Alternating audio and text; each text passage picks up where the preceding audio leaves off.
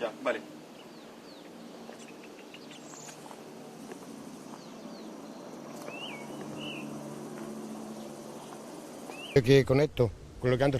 All I have left is what I'm wearing right now. 3 houses burned down. That one, the one over there, and that other one. 3 houses and also the one next door, the neighbors. I managed to rescue what I could. Everything else got burnt.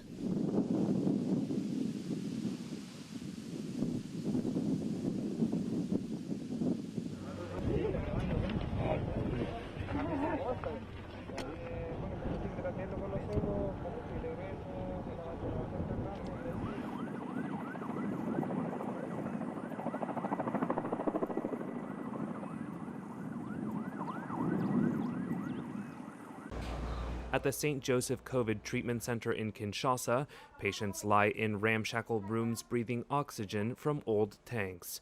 The clinic has 38 beds and all but one are occupied.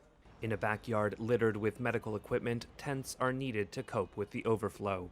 The Democratic Republic of Congo is the least vaccinated country against COVID-19 in the world. Now, a fourth wave of the coronavirus threatens to put greater pressure on its limited health system than at any time during the pandemic. Francois Kajingulu is the head of St. Joseph. Nous avions connu les 3 précédentes vagues. We have experienced the 3 previous waves, and gradually we saw the cases increase.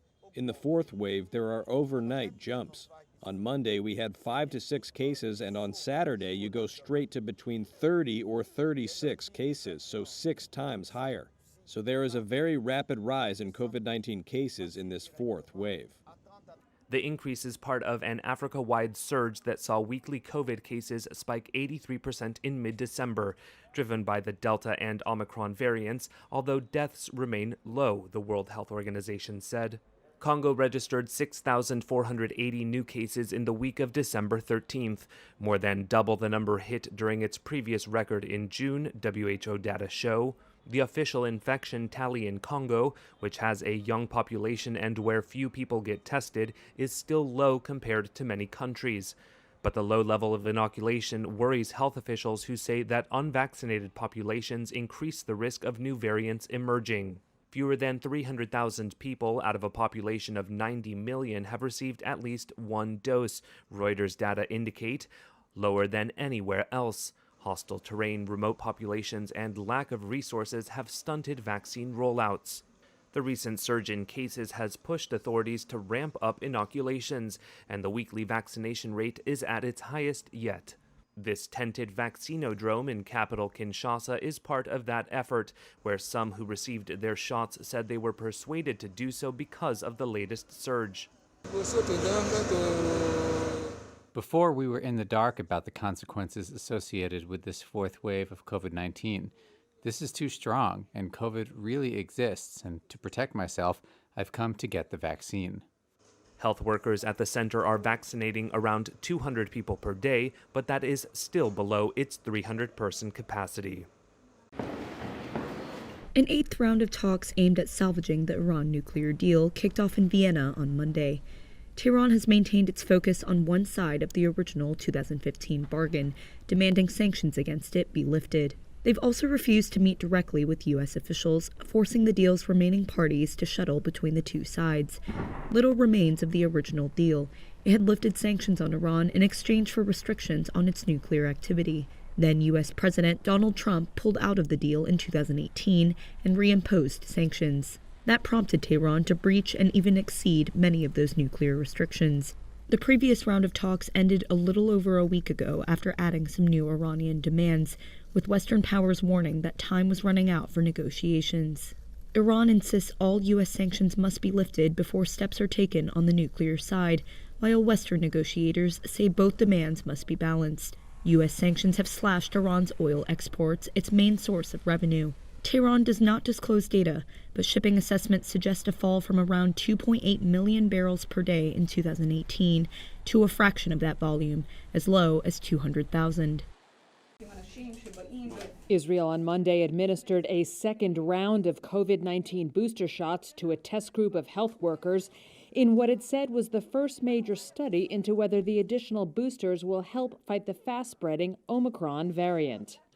Professor Jacob Lavie of Sheba Medical Center outside of Tel Aviv said he was first to get the jab, which marks his fourth shot total.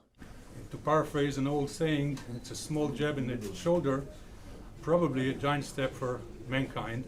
A health ministry expert panel last week recommended that Israel become the first country to offer a fourth vaccine dose or second booster shot to those over age 60, those suffering from compromised immune systems, and to medical workers.